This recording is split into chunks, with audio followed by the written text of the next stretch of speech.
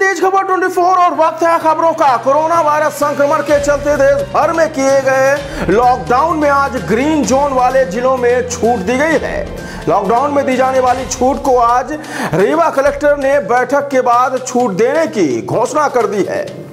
इस छूट को कोरोना संक्रमण की रोकथाम को ध्यान में रखते हुए दिया गया है। दरअसल कलेक्टर ने रीवा जिले में छूट को लेकर जो दिशा निर्देश दिए हैं उसमें सभी तरह के अस्पताल, नर्सिंग होम, क्लिनिक, मेडिकल दुकानों एवं स्वास्थ्य सेवाओं को पूरी तरह से छूट प्रदान की गई है।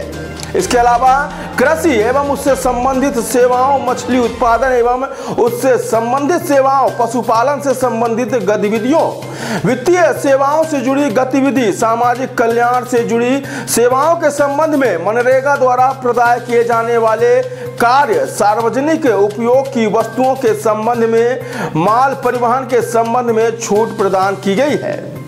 इधर लॉकडाउन में अब भी कई चीजों पर प्रतिबंध है, जिनमें से विशेष रूप से सभी तरह की यात्राओं पर प्रतिबंध रहेगा। साथ ही दूसरे जिले व राज्य में जाने पर भी प्रतिबंध रहेगा। इसके अलावा सभी तरह के होटल, लॉज, ढाबा, धर्मशाला, taxi, rickshaw, e rickshaw, cab, cinema hall, shopping complex, gym, sports complex, swimming pool, park, सभी तरह के सामाजिक, धार्मिक, राजनीतिक, खेल, शैक्षणिक संस्थानों में प्रतिबंध रहेगा।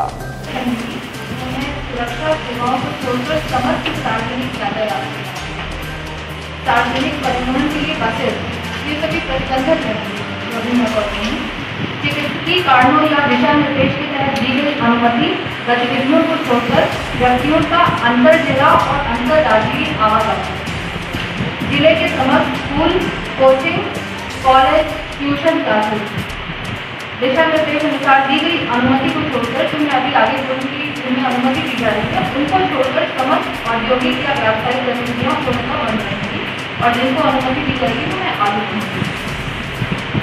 दिशा निर्देशों के तहत विशेष रूप से अनुमति आतिथ्य सेवाओं के अलावा अन्य आतिथ्य सेवाएं, taxi, auto rickshaw, cycle, taxi applicators की सेवाएं, सभी cinema hall, mall, shopping complex, व्यायामशाला, स्पोर्ट्स कॉम्प्लेक्स, स्विमिंग पूल, मनोरंजन पार्क, ऑडिटोरियम, एफएमसी और स्थान, सभी प्रकार के सामाजिक, सांस्कृतिक, राजनीतिक, खेल, मनोरंजन गतिविधियों, अकादमिक, धार्मिक समारोह या अन्य तरह के गतिविधियां प्रतिबंधित हैं।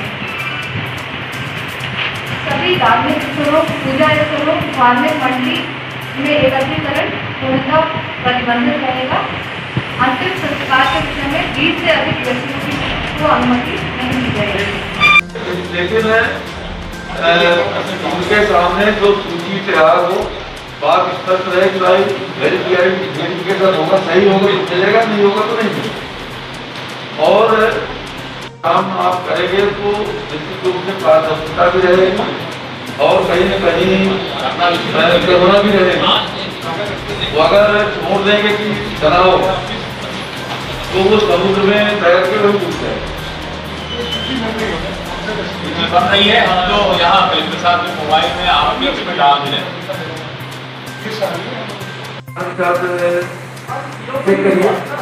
आप चेक करिए अपने जो स्थानीय संपर्क है, मैंने आप सबसे निवेदन किया था कि स्थानीय संपर्क जो है अपने उनके बाद से तैयार कराइए। फ्रंट में नहीं आ रहे पर किसी न किसी को फ्रंट में ला करके और सीधो और आपकी सूची का एक बार अपने बीच दोनों लोग बैठ कर तय कर लें।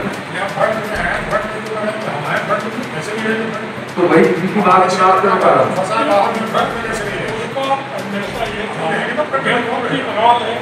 हम दे दे तो वो उन्हें होना चाहिए, उनका स्तर तो बताया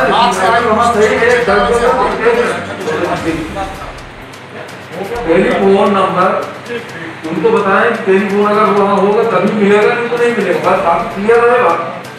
वो तो देव नहीं होगा, जैसे हमारे पास भी आते हम बता देंगे कंपनी में अगर वहाँ होगा तो होगा नहीं। इसीलिए मतलब कहाँ बाकी बाहर की प्रदेश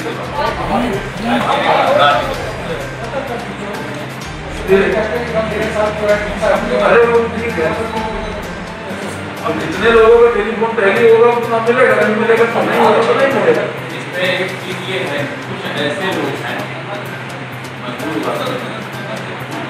पास मोबाइल नहीं है, मोबाइल सबके पास नहीं होता है। जैसे 20 लोग हैं, 15 लोग हैं, 1-2 लोगों के पास नहीं है, हमारे पास है तो हम जानता हूँ उनको क्या करें। ऐसा नहीं बोल रहा, मैंने लिस्ट भी किया है कम से कम 6-7 लोग अपने किसी मित्र। आज जो है ज़िले की जो डिस्ट्रिक्ट क्राइसिस मैनेजमेंट कमेटी है, इसकी बैठक आयोजित थी, जिसमें माननीय सांसद जी और माननीय विधायकगण इसमें उपस्थित रहे। ज़िले के जो प्रमुख अधिकारी इसमें सम्मिलित रहे और होम डिपार्टमेंट भारत सरकार का जो 15 तारीख को जो सर्कुलर जारी हुआ था, जिसमें ऐसे ज़िले जो कि ग्रीन जोन में हैं, ग्रीन बेल्ट में हैं, उनमें कुछ छूट देने का शासन ने निर्णय लिया था। उन्हीं विषय पर आज चर्चा हुई कि किन चीज़ों को छूट मिलेगी, और जो भी छूट मिल रही है वो एक निश्चित शर्त पे मिल रही है, जिसमें कि सोशल डिस्टेंसिंग बनाए रखना है, 5 से ज़्यादा आदमी एक जगह इकट्ठा नहीं होना है, और जो एसेंशियल सर्विसेज हैं वो लगातार बनी रहें, लोगों को कोई इसमें कठिनाई ना हो, रोज़मर्रा की जो ज़रूरतें हैं उनकी पूरी हो। इसके साथ ही ऐसी एक्टिविटीज़ जो कि परमिसिबल रहेंगी, जैसे कृषि फसल तैयार है और अब इनको मंडियों में या उनके जो निर्धारित उपार्जन केंद्र हैं उनमें जाना है, ऐसे इक्विपमेंट्स जो कि कृषि में लगे हैं इनका जो सही उपयोग हो और किसान को जो है इसका वाजिब मेहनत का जो कीमत मिल पाए।